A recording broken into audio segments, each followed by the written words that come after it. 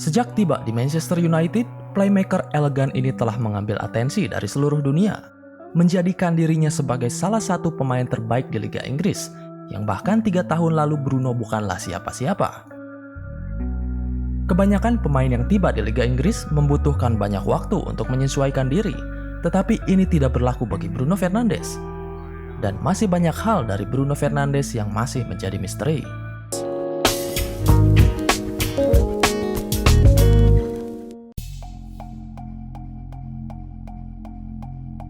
Mengikuti jejak rekan senegaranya dan legenda di United, dia pemain MU pertama yang memenangkan penghargaan Player of the Month Premier League berturut-turut sejak Cristiano Ronaldo. Fernandes telah menyumbang 11 gol dan 8 assist dalam 19 pertandingan bersama MU di musim pertamanya. Dan kemungkinan dia akan memenangkan lebih banyak penghargaan individu lainnya selama waktunya di Old Trafford di masa yang akan datang.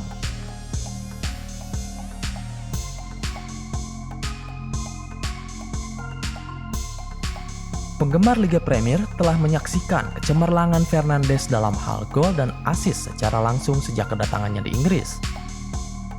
Tetapi sedikit yang akan menyadari betapa bagusnya dia di musim 2018-2019 saat masih memperkuat Sporting Lisbon. Dalam 53 pertandingan di semua kompetisi, dia mencetak 32 gol dan membuat 18 assist. Itu adalah skor tertinggi oleh seorang gelandang dalam sejarah Eropa, melampaui rekor yang dibuat oleh bintang Brazil, Alex de Fenerbahce pada musim 2010-2011.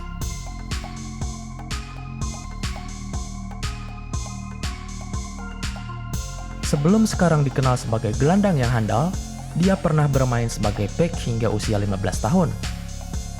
Itu terjadi pada saat masa remajanya sampai dia dipinjamkan ke Pastelera dari Boavista. Saya bermain sebagai pemain belakang ketika saya mulai bermain sepak bola. Saya bermain cukup bagus dan pelatih saya mengatakan, jika kamu ingin menjadi pemain top, maka kamu harus bermain sebagai pemain bertahan. Dan jika kamu ingin menjadi pemain yang bagus, kamu harus bermain sebagai gelandang. Pada waktu itu saya tidak menikmati menjadi pemain bertahan. Namun orang-orang berkata bahwa saya adalah pemain bertahan yang hebat. Kira-kira bagaimana seandainya Bruno tetap menjadi pemain bertahan? Apa dia akan tetap menjadi pemain hebat seperti sekarang?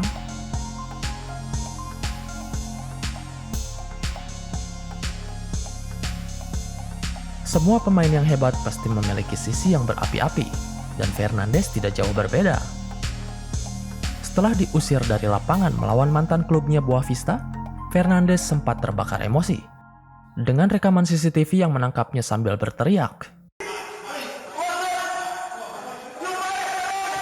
Dan bahkan seluruh kejadian itu disiarkan di TV nasional di Portugal.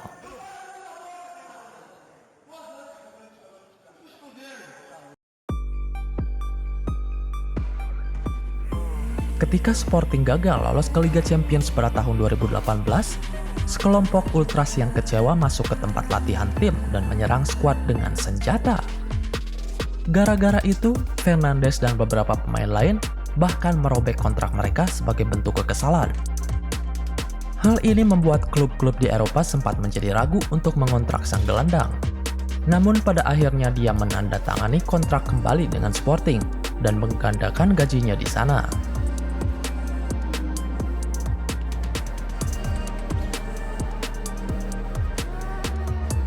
Bruno Fernandes bisa dikatakan belum lama bergabung dengan Manchester United.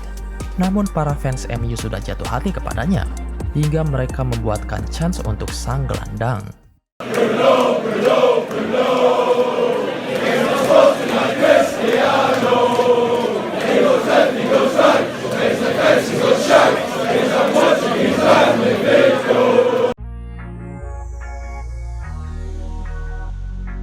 Sulit untuk melewatkan tato Fernandes di lengan kanannya yang bertuliskan nomor 8. Dan itu adalah penghormatan kepada nomor yang dikenakan ayahnya selama berkarir di sepak bola. Tato tersebut juga memiliki ikatan emosional dengan Fernandes sendiri. Dia lahir pada tanggal 8 September 1994. Dan dia juga mengenakan nomor tersebut selama memperkuat Sporting Lisbon.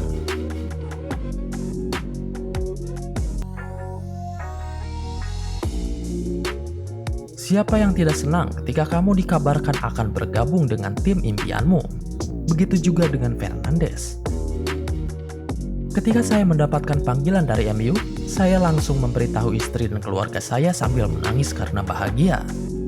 Saya berjuang keras untuk menunggu momen ini.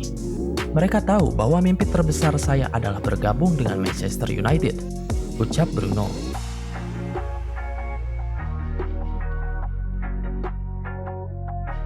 Memang, MU adalah klub impian Bruno. Dan ketika ditanya tentang kepindahannya ke Manchester United, dia mengatakan impiannya untuk bermain di situ karena Cristiano Ronaldo seniornya di timnas Portugal. Saya menyukainya karena bagaimana dia bekerja keras, mental yang dia punya, dan kapasitas yang dia miliki untuk memberikan 100% kemampuan di setiap pertandingan di level tertinggi. Bagi saya itu menjadi motivasi untuk selalu bermain lebih baik lagi. Bruno mengatakan bahwa dia ingin mewujudkan impiannya memenangkan gelar-gelar besar di MU seperti Ronaldo. Dengan kualitas dan keterampilan yang dimilikinya, sepertinya dia akan segera mewujudkan impiannya tersebut.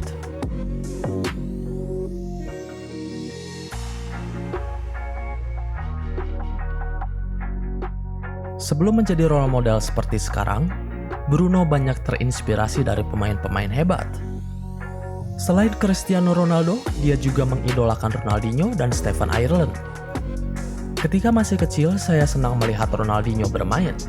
Dia mempunyai sentuhan yang pemain lain tidak miliki. Dan ketika melihat Ronaldinho bermain, kamu akan mengerti cara menikmati sepak bola, ucap Bruno.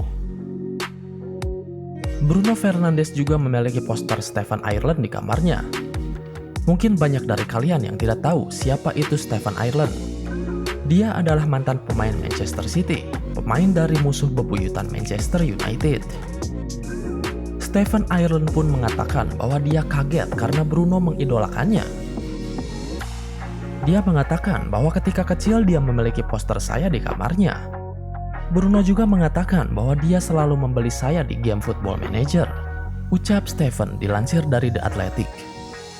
Dan bahkan sekarang Bruno dan Stefan Ireland tinggal bertetangga di Manchester.